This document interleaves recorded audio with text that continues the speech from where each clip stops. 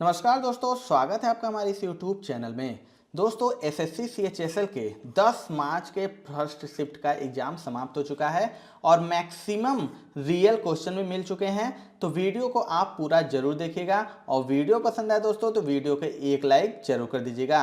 तो चलिए दोस्तों, वीडियो को स्टार्ट करते हैं। आज का जो सबसे पहला क्वेश्चन पूछा था दोस्तों कि भारतीय संविधान की किस अनुसूची में दल बदल विरोधी कानून दिया गया है।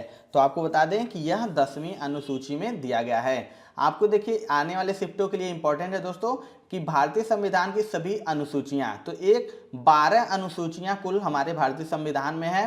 पहली अनुसूची में देश और 28 राज्यों का उल्लेख है। दूसरी अनुसूची में वेतन भत्ते और पेंशन का उल्लेख है। तीसरी अनुसूची में शपथ संबंधी उल्लेख है। चौथी अनुसूची में राज्यसभा की सीटों का उल्लेख है। पांचवी अनुसूची में अनुसूचित जाति और जनजाति क्षेत्रों के प्रशासन का उल्लेख है। छठी अनुसूची में असम, त्रिपुरा, मेघालय, मिजोरम का जनजाति प्रशासन है। सातवीं अनुसूची में केंद्र और राज्यों के बीच शक्ति का बंटवारा है। आठवीं अनुसूची में 22 भाषाओं का उल्लेख है। नौवीं अनुसूची में भूमि सुधार संबंधी है। 10वीं अनुसूची में दल बदल संबंधी प्रावधान है। 11वीं अनुसूची में पंचायतों का प्रावधान है और 12वीं अनुसूची में नगर निकायों का प्रावधान है। तो ये कुल 12 अनुसूचियां दोस्तों, एक बार आप इसे जरूर देख लीजिएगा, आने वाले शिफ्टों के लिए बहुत ही इंपॉर्टेंट है। अगला एक क्वेश्चन पूछा था दोस्तों कि जबलपुर शहर किस नदी के किनारे स्थित है। देखिए नदियों के किनारे स्थित शहर पूछा है, तो यह जबलपुर जो है वो नर्मदा नदी के किनारे स्थित है। यहाँ पे मैंने कुछ इंपॉर्टेंट शहर लिए हैं, कौन कौन सी नदी किनारे हैं तो देख लेते हैं। उज्जैन जैसे शिप्रा नदी के किनारे है, सूरत ताप्ती नदी के, कटक महानदी, संबलपुर महानदी, अहमदाबाद साबरमती नदी, डिब्रूगढ़ ब्रह्मपुत्र नदी, अयोध्या सरयू नदी, हरिद्वार गंगा नदी, श्रीनगर झेलम नदी, कोटा चंबल नदी, जमशेदपुर स्वर्णरेखा नदी, लखनऊ गोमती नदी, कानपुर गंगा नदी, कन्नौज गंगा नदी, श्रीरंगपट्टनम कावेरी नदी, बद्रीनाथ अलकनंदा नदी, जौनपुर गोमती नदी, मथुरा यमुना नदी। अगला जो क्वेश्चन पूछा था दोस्तों कि यूआरएल का पूर्ण रूप क्या होता है, तो इसका देखिए पूरा नाम हो जाता है यूनिफॉर्म रिसोर्स लोकेटर। आपको बता दें कि यूआरएल का जो पूर्ण रूप होता है वह इसका उपयोग वर्ल्ड वाइड वेब पर पते को निर्दिष्ट करने के लिए किया जाता है और एक यूआरएल वेब से जुड़े किसी भी संसाधन के लिए मूलभूत नेटवर्क पहचान है। देखिए दोस्तों, फुल फॉर्म से हर शिफ्ट में एक दो क्वेश्चन आ रहा है, तो यहाँ पे मैंने कुछ इंपॉर्टेंट फुल फॉर्म ले लिए हैं, तो आप इसको एक बार जरूर देख लीजिएगा। जैसे यूपीएस का फुल फॉर्म क्या होता है, सारा का, एसएमपीएस का, यूआरएल का, DBD, CRT, SAP, PNG, USB, GPU, VPN, कुछ इंपॉर्टेंट लिए हैं, आप इसे एक बार जरूर देख लीजिएगा। एक क्वेश्चन पूछा था दोस्तों कि 2022 में पाकिस्तान के प्रधानमंत्री कौन बने हैं, तो यह शहबाज शरीफ बने हैं। अगर बात करें इससे पहले कौन थे, तो इमरान खान यहाँ के प्रधानमंत्री थे। अगला क्वेश्चन, मोहिनी अट्टम किस राज्य का शास्त्रीय नृत्य है। देखिए शास्त्रीय नृत्य से भी एक क्वेश्चन जरूर आ रहा है, तो मोहिनी अट्टम जो है दोस्तों वो केरल राज्य का एक शास्त्रीय नृत्य है। देखिए कुल 8 शास्त्रीय नृत्य है भारत के, कौन कौन से मैं आपको बता देता हूँ। भरतनाट्यम, कथक, कथकली, कुचिपुड़ी, मणिपुरी, मोहिनी अट्टम, ओडिसी और सत्रिया। अगला क्वेश्चन, चौथा खेलो इंडिया यूथ गेम्स में हरियाणा ने कुल कितने पदक जीते थे। देखिए कल के शिफ्ट में मैं बताया था मैंने फर्स्ट शिफ्ट में कि जो खेलो इंडिया यूथ गेम है इससे डेली एक क्वेश्चन जरूर आएगा और पदक से संबंधित पूछेगा। देखिए आज पूछ लिया चौथा खेलो इंडिया में हरियाणा ने कुल कितने पदक जीते थे, तो 137 पदक जीता था जो पहले स्थान पर था। ये जो चौथा खेलो इंडिया यूथ गेम हुआ था 2021 में होना था, लेकिन कोविड की वजह से यह 2022 में इसका आयोजन हुआ था और हरियाणा इसमें प्रथम स्थान थी जिसने कुल 137 पदक जीते थे। महाराष्ट्र ने 125 पदक जीतकर दूसरा स्थान और तीसरा स्थान कर्नाटक ने 67 पदक जीता था। बात करते हैं दोस्तों 2023 में जो यूथ गेम हुआ है वो कहां पर हुआ है, तो यह मध्य प्रदेश में हुआ है और इसमें प्रथम स्थान पर महाराष्ट्र है और दूसरे स्थान पर हरियाणा है।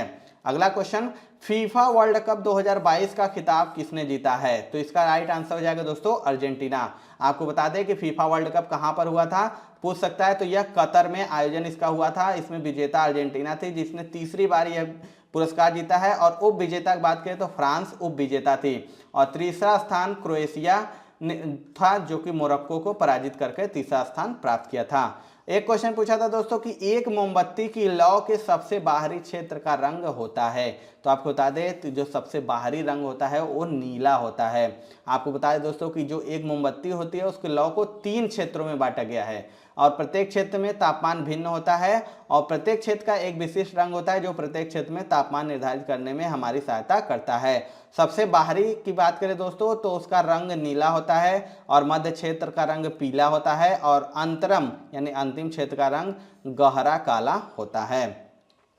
एक क्वेश्चन पूछा था दोस्तों कि नीति आयोग के अध्यक्ष कौन है, तो इसका राइट आंसर हो जाएगा दोस्तों प्रधानमंत्री नरेंद्र मोदी नीति आयोग के वर्तमान अध्यक्ष हैं। एक क्वेश्चन पूछा था कि पांड्य की राजधानी क्या है, तो देखिए पांड्य की राजधानी मदुरै है। देखिए कल भी एक क्वेश्चन ऐसे ही पूछा था राजधानियों संबंधित, तो यहाँ पे मैंने कुछ प्रमुख राजवंश हैं और उनकी राजधानियां हैं, तो आप इसे एक बार जरूर देख लीजिए। जैसे कि शिशुनाग वंश की बात करें दोस्तों तो इसकी राजधानी वैशाली थी, नंद वंश की पाटलिपुत्र, हर्यक वंश की राजगृह, सातवाहन वंश की प्रतिष्ठान और हुड़ वंश की सियालकोट, गढ़वाल वंश की कन्नौज, गुर्जर प्रतिहार वंश की कन्नौज, राष्ट्रकूट वंश की मान्यखेत, पांड्य वंश की मदुरै, यादव वंश की देवगिरी, कलचुरी वंश की त्रिपुरी, होयसल वंश की द्वार समुद्रम, सालू वंश की विजयनगर, सरकी वंश की जौनपुर और बहमनी वंश की गुलबर्गा। दोस्तों ये बहुत ही इंपॉर्टेंट टॉपिक है, एक बार इसको जरूर देख लीजिएगा क्योंकि इससे रिलेटेड एक क्वेश्चन जरूर आ रहे हैं। एक क्वेश्चन पूछा था दोस्तों कि व्यास सम्मान 2021 का पुरस्कार किसे मिला है, तो आपको बता दें कि डॉक्टर असगर वजाहत को, ये जो है इनको बिरला फाउंडेशन ने वर्ष 2021 का व्यास सम्मान प्रख्यात उपन्यासकार नाटककार असगर वजाहत को उनके नाटक महाबली को प्रदान करने की घोषणा की है। एक क्वेश्चन पूछा था दोस्तों कि फीबा महिला बास्केटबॉल विश्व कप का खिताब किस देश ने जीता है, तो इसका आंसर हो जाएगा दोस्तों संयुक्त राज्य अमेरिका। और दोस्तों बात करें उपविजेता की तो चीन उपविजेता था, यानी चीन और संयुक्त राज्य अमेरिका में फाइनल का आयोजन हुआ था जिसमें संयुक्त राज्य अमेरिका विजेता और चीन उपविजेता थी। देखिए यहाँ पे मैंने स्पोर्ट्स इवेंट लिए हैं कुछ जो कि 2022-23 मतलब होने वाले हैं, तो जैसे समर ओलंपिक गेम्स 2024 का आयोजन पेरिस फ्रांस में होगा, विंटर ओलंपिक गेम 2026 का आयोजन इटली में, फीफा वर्ल्ड कप 2022 का आयोजन कतर में हो चुका है, आईसीसी क्रिकेट वर्ल्ड कप 2022-23 का आयोजन इंडिया में जो कि कल पूछा गया था, ये आईसीसी क्रिकेट वर्ल्ड कप 2027 का आयोजन साउथ अफ्रीका में होगा। इसी तरह का ICC women ODI cricket world cup 2025 का आयोजन इंडिया में होगा। इसी तरह एबा वर्ल्ड बॉक्सिंग चैंपियनशिप 2023 का आयोजन तुर्कित उज्बेकिस्तान में होगा और वर्ल्ड बॉक्सिंग चैंपियनशिप 2025 का आयोजन ओसाका जापान में होगा। इसी तरह आप देख लीजिएगा पूरा इंपॉर्टेंट है आने वाले शिफ्टों में। एक क्वेश्चन पूछा दोस्तों कि प्रशांत महासागर का सबसे गहरा गर्त का नाम क्या है, तो इसका नाम है मेरियाना गर्त। आपको बता दें मेरियाना गर्त जो कि पश्चिमी प्रशांत महासागर में मारियाना द्वीप समूह से लगभग 200 किलोमीटर पूर्व में स्थित है और यह दुनिया की सबसे गहरी प्राकृतिक खाई है और यह पानी में पृथ्वी का सबसे गहरा बिंदु है और मेरियाना गर्त की गहराई 11 किलोमीटर है। एक क्वेश्चन पूछा था दोस्तों कि आईपीएल के 15वें सीजन के प्लेऑफ में किस टीम ने क्वालिफाई नहीं किया था, तो आपको बता दें कि मुंबई इंडियंस ने क्वालिफाई नहीं किया था। 4 टीमें जिसकी Gujarat Titans, Rajasthan Royals, Lucknow super giant और रॉयल चैलेंजर बैंगलोर, चारों टीमों ने प्लेऑफ में ये क्वालिफाई किया था लेकिन मुंबई इंडियंस ने क्वालिफाई नहीं किया था और जो 15वां आईपीएल हुआ था उसका फाइनल मुकाबला गुजरात टाइटन और राजस्थान रॉयल के बीच हुआ था। गुजरात टाइटन विजेता थी और राजस्थान रॉयल उप विजेता थी। एक क्वेश्चन पूछा था दोस्तों कि इनमें से कौन सा समवर्ती सूची के अंतर्गत नहीं आता है। देखिए इसके ऑप्शन मुझे नहीं मिल पाए हैं, तो यहाँ पे मैंने कुछ ले लिए हैं पॉइंट जो कि समवर्ती सूची, संघ सूची, राज्य सूची, तीनों सूचियों के अंतर्गत कुछ इंपॉर्टेंट है। जैसे कि डिफेंस तो बात करें तो यूनियन लिस्ट के अंतर्गत आता है, रेलवे यूनियन लिस्ट के अंतर्गत आता है यानी संघ सूची के अंतर्गत, public health and sanitation state list राज्य सूची के अंतर्गत आता है, बैंकिंग यूनियन लिस्ट के अंतर्गत, फॉरेस्ट कॉन्करेंट लिस्ट यानी समवर्ती सूची के अंतर्गत आता है, ट्रेड यूनियन इंडस्ट्रियल और लेबोरेटरी डिफेचर कॉन्करेंट लिस्ट के अंतर्गत, industries state list, economic and social planning ये भी concurrent list, education concurrent list, bankrupt and insolvency concurrent list, betting and gambling state list और फिशरिंग स्टेट लिस्ट के अंतर्गत आता है। एक क्वेश्चन पूछा था दोस्तों कि आयुष्मान भारत डिजिटल मिशन की नोडल एजेंसी कौन सी है, तो राइट आंसर हो जाएगा राष्ट्रीय स्वास्थ्य प्राधिकरण।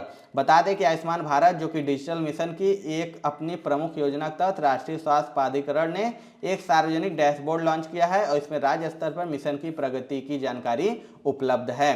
एक क्वेश्चन पूछा था दोस्तों कि कथक किस क्षेत्र का शास्त्रीय नृत्य है, तो यह उत्तर प्रदेश का शास्त्रीय नृत्य है। बता दें कि जो कथक है उत्तर भारतीय नृत्य है और उत्तर प्रदेश राज्य में उत्पन्न हुआ था।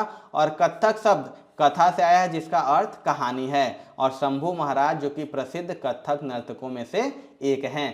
तो दोस्तों कैसा लगा ये वीडियो आज का? अगर आपको वीडियो पसंद आएगा दोस्तों तो एक लाइक जरूर कर दीजिएगा और चैनल पर नए हैं तो चैनल को जरूर सब्सक्राइब कर लीजिएगा। मिलते हैं अपने अगले वीडियो में, तब तक के लिए जय हिंद जय भारत।